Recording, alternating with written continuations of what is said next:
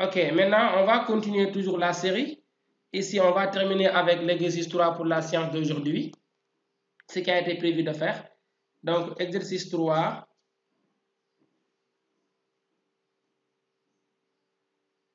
Toujours gaz parfait. Ici, on est avec des mélanges de gaz parfait. Alors, maintenant, dans cet exercice,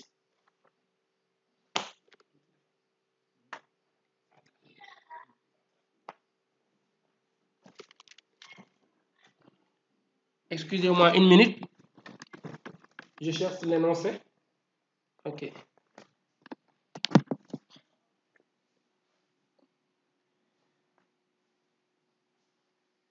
Alors, dans le 3, c'est toujours un mélange de gaz parfait. Ici, il me dit, on considère deux ballons, B1 et B2. B1 de volume V1 contient du dioxyde de carbone sous la pression P1. B2 de volume V2 contient du dioxygène sous la pression P2. Alors, les pressions P1 et P2, de même que les volumes V1, V2, sont donnés en bas du texte. Il faut bien voir là-bas. Alors, à la première question, il me dit, dans tout l'exercice, les deux gaz sont considérés, dans tout l'exercice, les deux gaz sont considérés comme parfaits. La température est constante. On relie B1 et B2 par un tube très fin. Maintenant, l'équilibre étant établi, la température étant toujours constante à 0 degré, donc ça c'est T0. Alors la question c'est de calculer les pressions des deux gaz dans le mélange. Donc c'est la question qu'on m'a posée ici, de calculer les pressions des deux gaz dans le mélange. Alors ici, la première question, calculer les pressions des deux gaz. Les pressions des deux gaz. On les appelle donc les pressions partielles. Hein? Donc, parce que donc chaque partie de gaz, la pression pour chaque gaz dans le mélange est appelée ici les pressions partielles. Les pressions partielles des deux gaz. Alors, pour rappel, on vous rappelle que c'est quoi une pression partielle? La pression partielle PI d'un gaz I dans un mélange de gaz est la pression qu'occuperait ce gaz lorsqu'il occupe seul tout le contenu ou bien tout le volume à la température constante. Donc, c'est ça ce qu'on appelle la pression partielle d'un gaz. Je répète, ça c'est déjà appris, c'est dans la leçon. C'est la pression qu'occuperait le gaz lorsqu'il est seul dans le mélange, ou bien lorsqu'il occupe seul le volume. Alors ici, donc, on a, par formule, la pression partielle d'un gaz I, noté PI. Alors, c'est égal à quoi? C'est égal au nombre de moles du gaz I. Si c'est le gaz 1, I, donc désigne juste l'indice du gaz. Donc, multiplié par RT, la température étant une constante, sur le volume total du mélange. Voilà comment on calcule la pression partielle d'un gaz dans un mélange. Alors, c'est cette formule-là qu'il faut appliquer pour les deux gaz. Alors, ici, donc, on avait quoi? On a ici deux récipients. Alors, je vais un peu dessiner ça ici. Donc, la boule B1, elle est là. Donc, ici, à la pression P1, au volume V1 et à la température T0. Donc, c'est 0 degré. Alors, associé avec la boule B2, qui est là ici, la boule B2, elle est là. Elle aussi, à la pression P2, excusez-moi, c'est le volume. Ici, au volume V2,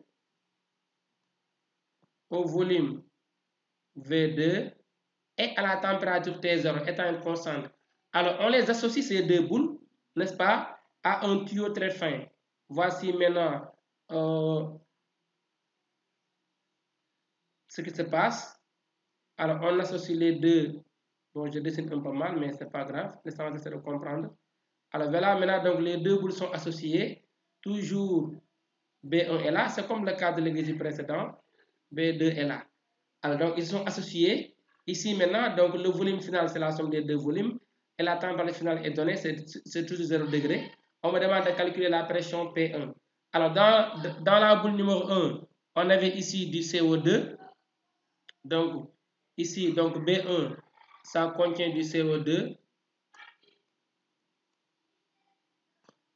Donc, c'est le dioxyde de carbone, CO2. Et la boule B2, elle contient du dioxygène, O2. Voilà ce qui se passe dans les deux boules.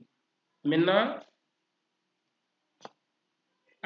ici, on aura ici P, la pression partielle P1. P1, c'est pour le gaz CO2, ou bien pour la boule CO2, qui contient ici CO2. Alors, ça donne N1, si vous voulez, multiplié par RT sur V total, donc c'est V1 plus V2. Alors, N1, évidemment, ça donne ici or N1, toujours loi des gaz parfaits, P1, V1 sur RT1. Mais ce T1-là, c'est encore égal à T0 parce que ce soit dans la boule numéro 1 ou dans la boule numéro 2 ou dans le récipient total, donc la température d'après le texte, c'est toujours égal à T0. Alors maintenant, donc, je fais un remplacement ici. Donc ça aussi, c'est T0. Alors, je fais le remplacement de N1 ici. Donc ça me donne quoi?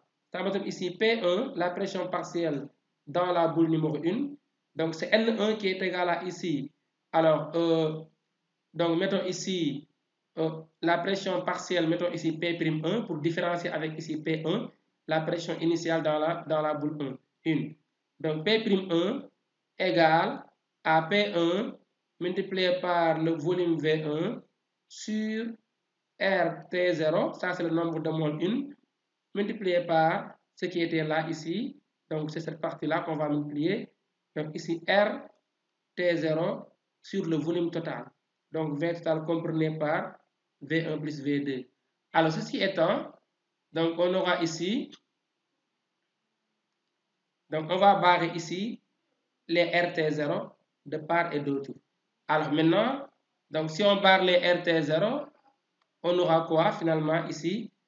On va dire que la pression partielle P'1 dans la boule numéro 1, donc finalement ça donne P1 V1 divisé par le volume total, n'est-ce pas, qui est égal à la somme des deux volumes. Alors, on fait ici un simple remplacement. Alors, si on le fait, on aura quoi? On aura ici P1, c'est 4. Alors, ici, on peut maintenant laisser les volumes en litres parce que c'est un rapport de deux volumes, les unités vont se simplifier. La pression P1 aussi peut être laissée en atmosphère parce qu'après, on aura la pression finale en atmosphère. D'accord? Donc, inutile de changer. Donc, on aura ici maintenant P1, c'était 4 atmosphères. Donc, lisez en bas du texte, c'est donné là-bas. Multiplié par le volume V1, donc ici, c'est 3 litres. Donc, sur la somme des deux volumes, qui est égale à ici, 3 litres plus 1 litre. Parce que les deux volumes, donc c'est ça, c'est 4 litres. Alors, donc ici, on aura finalement ici 3 fois 4, 4 fois 3 sur 4. Donc, les 4 simplifient, égale à 3 atmosphères. Voilà comment on calcule la pression partielle, n'est-ce pas, du gaz CO2 dans le mélange de deux gaz. De la même façon aussi, on calcule la pression partielle, n'est-ce pas, P'2 pour le gaz O2 contenu dans la boule B2. C'est égal au nombre de moles N2 multiplié par RT0 sur le volume total, n'est-ce pas, du mélange. Alors ici, faites un simple remplacement. Or d'abord, N2, c'est égal à P2 V2 sur R N2, donc ça donne ici P2V2 sur RT2. D'accord? Donc c'est ça. Comme là-bas aussi c'était, mais comme T2, c'est la même chose que T1, donc c'est T0. On laisse maintenant ici sur RT0. Alors maintenant, si on fait ici un simple remplacement, donc on aura quoi? P'2, la pression partielle du dioxygène.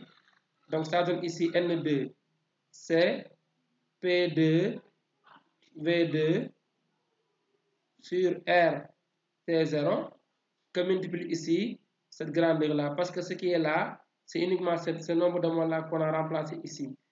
Donc ça me fait, excusez-moi, c'est pas égal, donc on doit multiplier. Alors, donc on va enlever ça, voilà. Et on continue.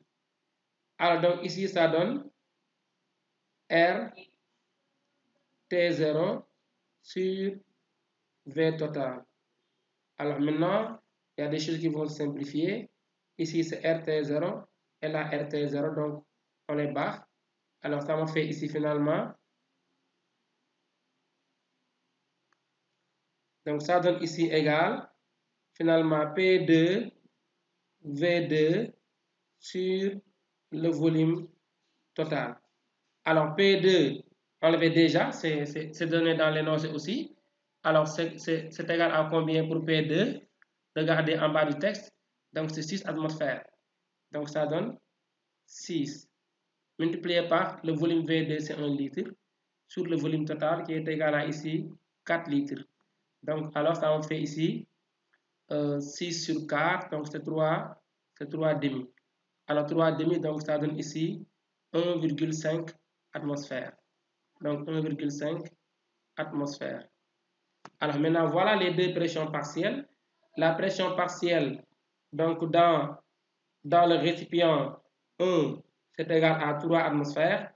Et la pression partielle dans le récipient 2, c'est 1,5 atmosphères. Donc, maintenant, ok.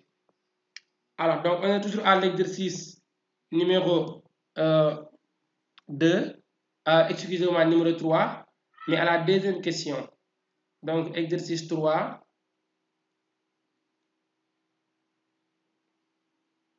Petit 2.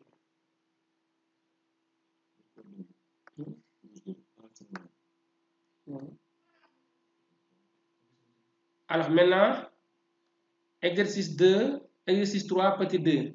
Ici, il me demande de calculer la pression totale et la masse volumique du mélange. La pression totale, bon, je vais changer un peu de couleur. La pression totale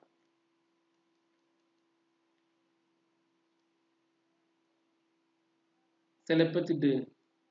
Il me demande de trouver la pression totale. Ensuite, maintenant, on fera la masse volumique du mélange. Alors, pour la pression totale, donc, on peut, si vous voulez, mettre P final, autrement dit P total, égale à P1 plus P2. Alors, ça vient d'où ça? Regardez ici. On a ici P final multiplié par le volume final égale à N RT final. C'est la formule des gaz parfaits. Donc là, on peut tirer P final. P final égale à N RT final divisé par le volume final. Or, N final, c'est en réalité N1 plus N2. Alors, donc ici, de même que E aussi, V final égale V1 plus V2. Donc, on aura ici finalement quoi? P final égale à N1 plus N2 multiplié par R T final sur V final, si vous voulez, V1 plus V2 sur le volume total. C'est ça qu'on a. Or, N1 égale à P1 V1 sur RT0. Donc, c'est ça N1. De même aussi que N2, égale à P2 V2 sur RT0. Alors maintenant, on remplace N1 et N2 par leur valeur. Donc ça me fait ici pression finale égale à N1, donc c'est ici P1 V1 sur RT0. N2, c'est P2 V2 sur RT0. C'est la somme des nombres de moles multiplié par RT final. Mais vu que la température est une constante depuis le début, donc ici ça donne RT0. Alors le tout divisé par le volume total du mélange. Alors maintenant là, on constate ici, on a le même dénominateur là, on factorise par le dénominateur. Ici qui est égal à RT0, RT0. Et si on factorise ce dénominateur ici, ça va être simplifié avec le RT0 qui est là. Donc, ça me fait finalement ici quoi? Ça me donne finalement ici que la pression finale, n'est-ce pas, P final égale à P1 V1 plus P2 V2 sur le volume total. Alors maintenant, on peut distribuer les deux. Ça me fait ici la pression finale PF égale à P1 V1 sur le volume total plus P2 V2 sur le volume total. D'accord? Or, ça, on avait dit que c'était égal à P1. Donc, si vous voyez bien l'autre vidéo, donc on avait expliqué cela. Là aussi, c'était égal à P2. Donc, finalement, comme la température est une constante, donc on peut admettre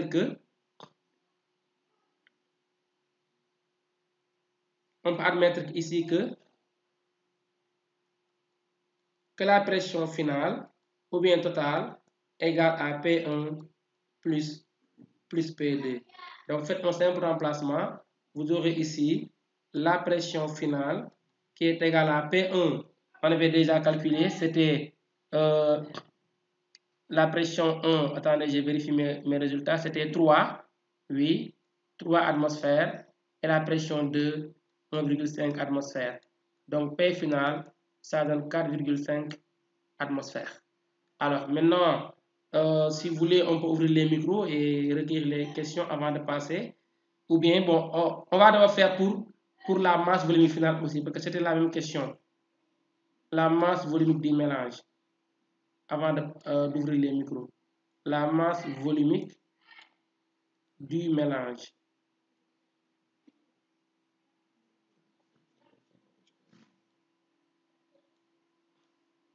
Alors maintenant, c'est quoi la masse volumique? Donc, on l'a tous appris. Rho mélange égale à masse du mélange, M mélange, sur le volume du mélange. C'est ça la masse volumique d'un mélange. Ça, c'est déjà appris depuis la première année. Alors, masse du mélange, c'est la masse 1 plus la masse 2 sur le volume V1 plus V2. Voilà la masse volumique du mélange. Alors, la masse 1, c'est quoi? C'est aussi égal à nombre de moles 1 multiplié par la masse molaire plus nombre de moles 2. Oh, excusez-moi, c'est la masse molaire au lieu ici de masse. Voilà. Donc, multiplié par ici par la masse molaire. Multiplié par la masse molaire 2. Le tout sur V1 plus V2. Or, nombre de moles 1, c'est quoi? C'était P1 V1 sur RT1. On avait déjà vu cela. Donc ici, ça me fait égal à P1 V1 sur RT0. C'est le nombre de moles 1. Alors maintenant,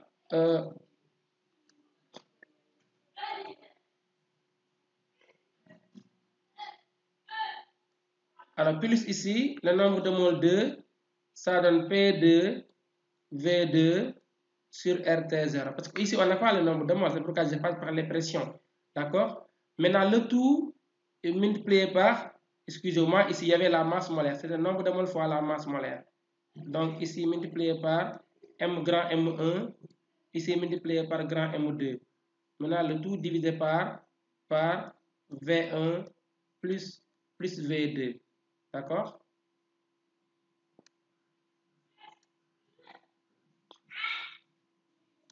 Alors maintenant, c'est ça, rho du mélange.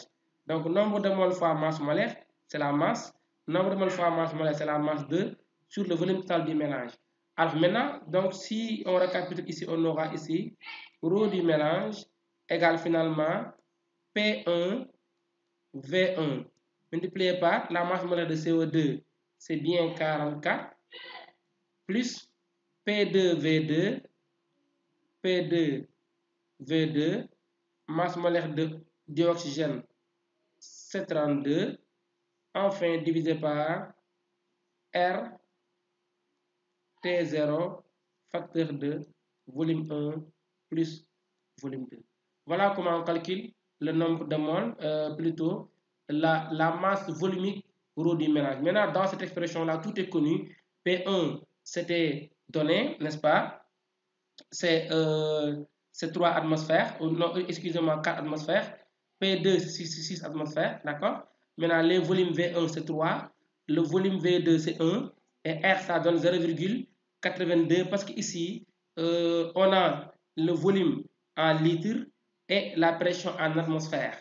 Donc, faites très attention. On avait appris que si le volume est donné en litres, la pression en atmosphère, alors il faut avoir ici R 0,82, 0,082 au lieu de 8,31. Ça, je pense que vous avez déjà tous appris cela. D'accord?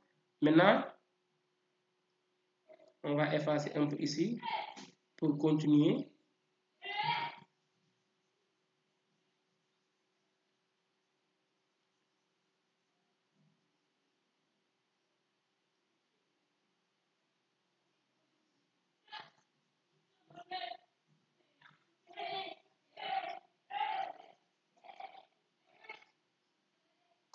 Alors maintenant, ici, on aura rho du mélange égale P1. Donc d'abord, masse molaire, c'est 44, multiplié par P1. Alors P1, ça donne ici 4, multiplié par le volume V1, c'est 3. Alors plus masse molaire de dioxygène, c'est 32, multiplié par P2, c'est 6, le volume V2, c'est 1. Alors le tout divisé par 0, on va changer un peu de couleur pour mieux voir. D'accord? Alors ici maintenant, c'est 0,082. Pourquoi je le prends? Je l'ai déjà expliqué. Parce que la pression est donnée en atmosphère, n'est-ce pas? Ça, c'est en atmosphère. Ça aussi, c'est en atmosphère. D'accord? La pression est donnée en atmosphère. Maintenant, le volume en litres. Donc, les volumes, ça, c'est 3 litres. Ça, c'est 1 litre. Or, on avait dit que si la pression est en atmosphère, le volume en litres, alors vous prenez R par 0,082. Alors, ceci est multiplié par d'abord la température T0. Donc, c'est 273 parce qu'on avait dit que c'était 0 degré. 273,15 Kelvin. Donc, multiplié par le volume total qui est égal ici à 4 litres. Alors, ceci étant, on aura rho du mélange finalement égal à, d'après tout calcul, on a 8.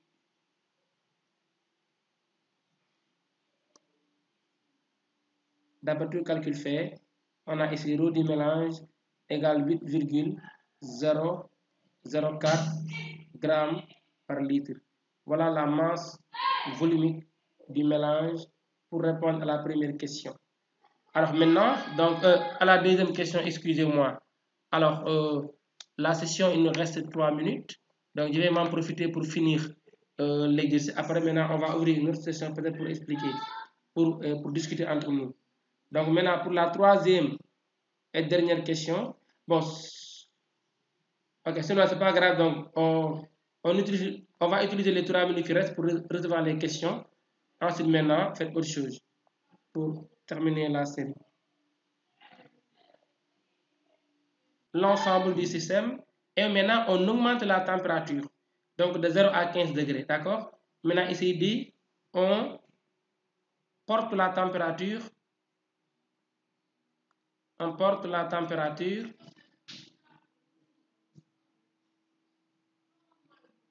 de 0 degrés Celsius à 15 degrés Celsius. C'est la température de l'ensemble du système. Maintenant, des deux ballons. Alors maintenant il me demande ici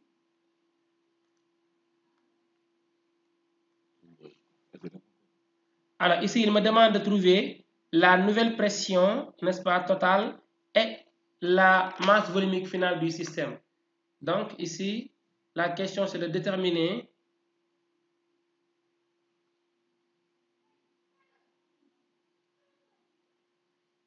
déterminons la nouvelle pression, n'est-ce pas, P',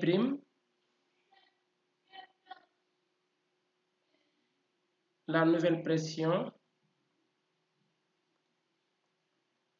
P' final. Et la nouvelle masse volumique, rho prime du mélange.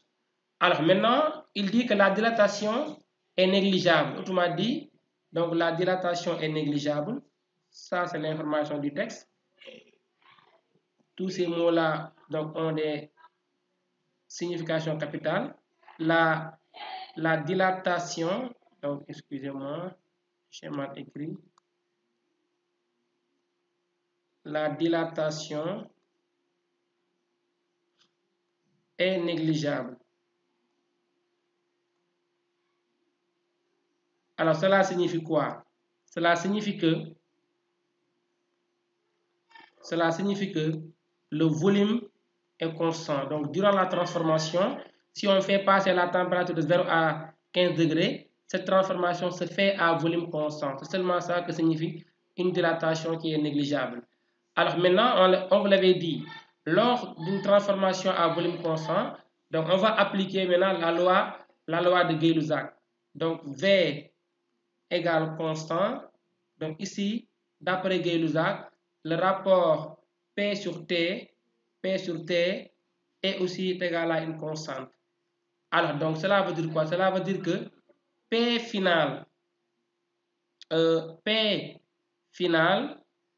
n'est-ce pas, sur T final égale à P' final sur T' final.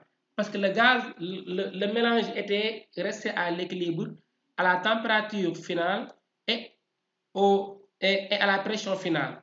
Donc, on a fait maintenant ici une transformation de ce même mélange en portant la température de l'ensemble de 0 degré à 15 degrés, mais en gardant le volume constant.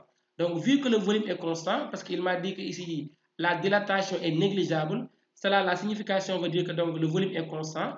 Donc, qu'est-ce qu'on peut dire ici par là? Qu'on peut appliquer la loi de Gay-Lussac qui dit que le rapport P sur T, lors d'une transformation à volume constant, donc ce rapport-là, n'est-ce pas, est une constante. Donc, et comme le rapport est constant, donc on a ici le gaz quitte l'état P final, T final, pour aller à l'état P' final, T' final. Donc, c'est de là maintenant qu'on va en déduire T' final demandé. Donc, ici, on va dire que P' final donc égal à T final, produit croisé, que multiplie ici P final sur, ça c'est T' final, excusez-moi, donc que multiplie P final, d'accord, sur T' final. Voilà. Alors maintenant, P final, on l'avait déjà, c'était 4,5, c'était la somme des pressions partielles, P'. Donc P final, donc je fais ici un simple remplacement. Alors ici maintenant, P final, c'était 4,5. On l'a déjà calculé. 4,5 multiplié par température finale, donc qui est égale ici. Attendez, je commence d'abord par la température, comme c'est écrit. Alors T final ici, c'est la température initiale plus la température, plutôt c'est la température finale plus 273 Kelvin. Donc ça donne ici 273 plus 15 degrés. Donc 15 plus 273,15. Voilà la température finale, T' finale. Alors ceci multiplié par P' final. P final c'était 4,5 atmosphères. 4,5, le tout divisé par la température initiale qui était 0 degré, autrement dit 273,15 Kelvin. Voilà maintenant la nouvelle pression finale. Alors maintenant, si on fait un remplacement et on calcule, ça me fait ici P' final, n'est-ce pas, après l'augmentation de la température, c'est 4,74 atmosphères. Voilà la nouvelle température finale, n'est-ce pas, après l'augmentation. Donc c'est 4,74 la nouvelle pression finale après l'augmentation de la température. Donc on trouve 4,74 atmosphères. Alors, Maintenant, il me demande aussi de calculer la nouvelle masse volumique. Donc, toujours pour la même question.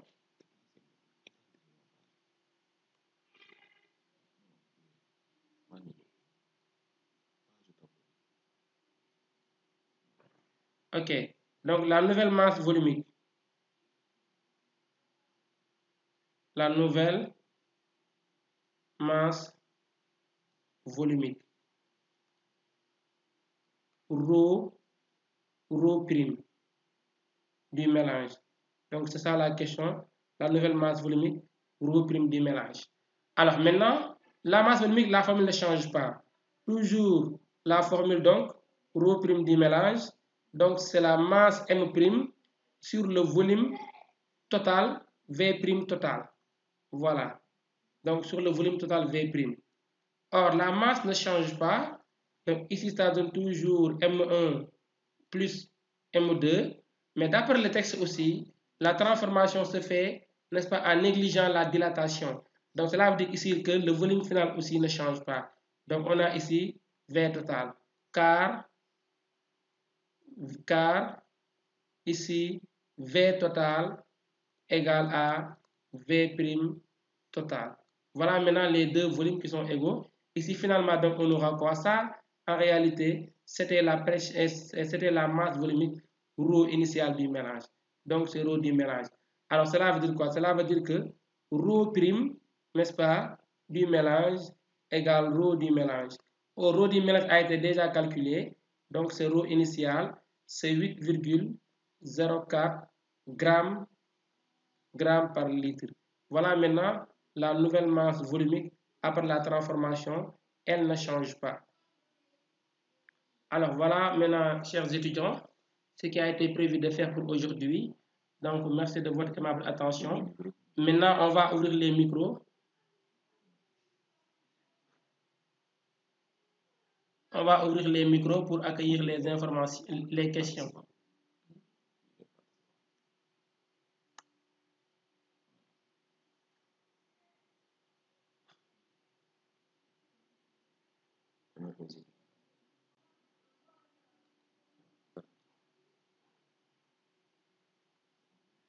Alors maintenant, si vous avez des questions à poser, on est là pour vous répondre avant de quitter la session pour le cours d'aujourd'hui.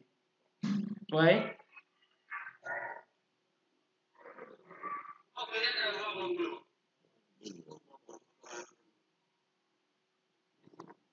Allez-y, on vous écoute.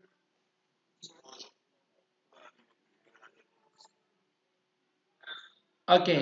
Alors maintenant, M', c'est la masse finale du mélange. D'accord? Alors, si dans le mélange, il n'y a pas fuite de matière, d'accord? S'il n'y a pas fuite de matière, cela veut dire que la masse garde la même valeur. Quand est-ce que la masse change, la masse finale change? C'est lorsqu'il y a transfert de matière. Ici, on fait qu'augmenter la température dans le mélange.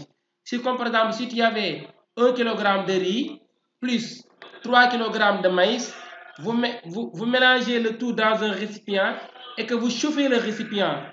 Vous faites que augmenter la température de l'ensemble, mais vous n'avez pas changé la quantité de matière qui était dedans. D'accord? Donc, peu importe la transformation que tu fais, augmenter le volume, augmenter la température, augmenter la pression, cela ne change pas le nombre de moles. Le nombre de moles reste constant. Donc, cela veut dire que la masse avant l'augmentation de la température, c'était M1 plus M2. Ça reste la même chose après l'augmentation de la température. Ce qu'il faut, c'est regarder la transformation qui a été.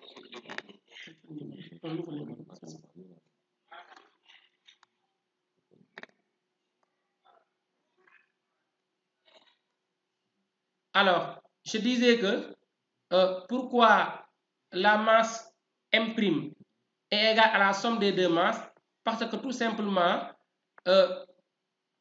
ici, la transformation, n'est-ce pas, ne change pas la quantité de matière. Il faut juste regarder l'information ou la question posée. Qu'est-ce qu'on a fait? Le texte me dit on porte la température de 0 à 15 degrés. C'est seulement ça. C'est comme si tu avais, comment dirais-je ici, deux ballons B1 et B2 comme le cas précédent, tu les associes et que maintenant tu chauffes l'ensemble. D'accord? Tu chauffes le ballon final. Alors, chauffer un récipient, n'est-ce pas, qui est hermétiquement fermé, ne change pas la quantité de matière. Quand est-ce que la quantité de matière va changer? C'est lorsque, par exemple, il y a une transformation avec transfert de matière. Mais ici, la transformation se fait uniquement par augmentation de la température. D'accord? Donc, lors ici d'une transformation par augmentation de la température, donc la quantité de matière ne change pas. C'est pourquoi ici, on a écrit M', c'est toujours M1 plus M2, parce que ça ne change pas. C'est bon? Okay.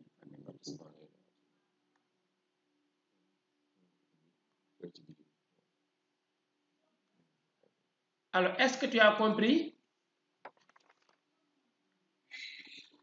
Voilà. Oui, oui. Allez-y, on vous écoute. Hein? Oui, oui, oui, oui.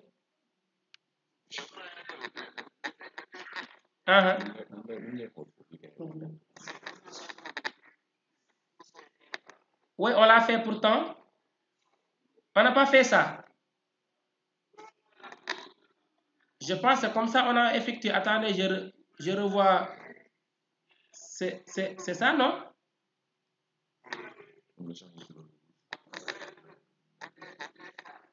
Ah, ok. Attendez, excusez-moi.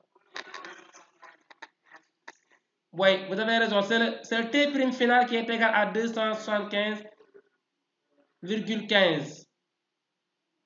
Non, ici, oui, ici, le prime, ce n'est pas à ce niveau, c'est là. Faites un produit croisé, regarde ici. On est là, ici, P final sur T final.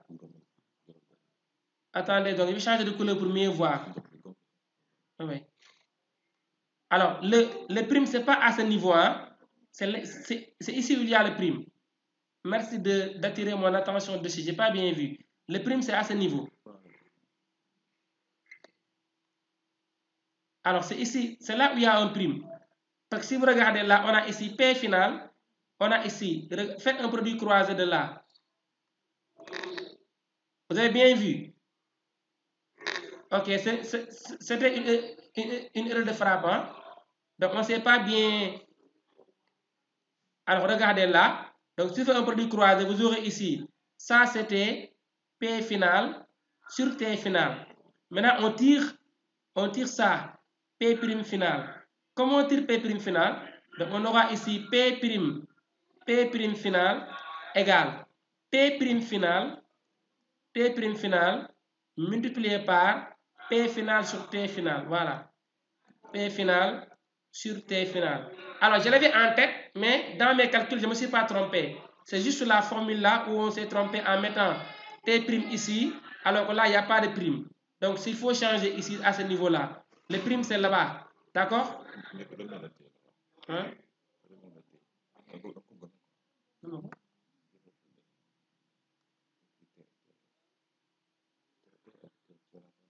Ouais, donc là, c'était F au lieu de T''F. Voilà, merci d'attirer mon attention dessus. C'est ça qu'il faut voir.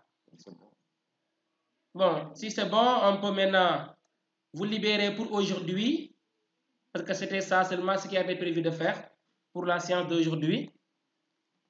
Donc, il nous reste 5 minutes, donc le cours c'était de 18 à 19 heures. Donc, on peut vous libérer maintenant. Alors, pour les exercices qui restent maintenant, vous pouvez commencer à essayer, non? Pour les exercices qui restent.